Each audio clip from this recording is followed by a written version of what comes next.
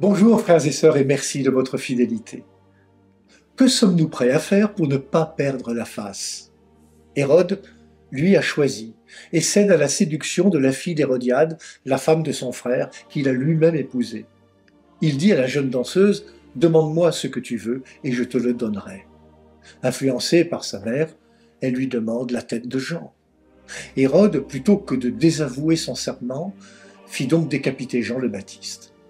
Jean, en rappelant à Hérode qu'il n'avait pas le droit de prendre la femme de son frère, n'a fait que lui rappeler que si tout est permis, cela ne nous est pas toujours profitable.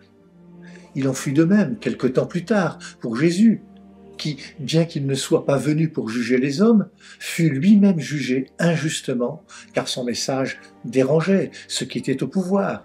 Oui, la vérité a un prix.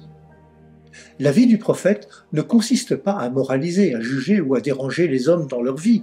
Elle consiste à annoncer la bonne nouvelle de la vie, la parole de Dieu. N'agir que sous les regards des autres est toujours dangereux. Jésus nous apprend à agir sous le regard du Père, à vivre dans l'Esprit Saint. J'aime ce commentaire de Luc Fabre. L'Évangile nous propose 3 chemins de vie.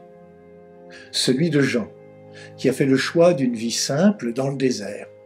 Il sait qu'il a seulement à témoigner, à attester de la vérité en toute situation, telle qu'elle se présente à lui.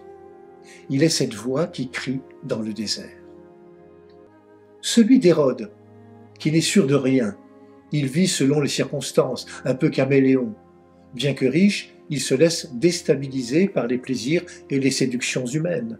C'est un homme manipulable qui ne veut pas perdre la face. Il se croit fort alors qu'il est faible.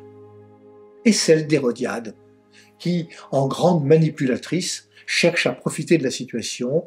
Elle est attentive aux opportunités, elle fait feu de tout bois afin d'obtenir ce qu'elle veut.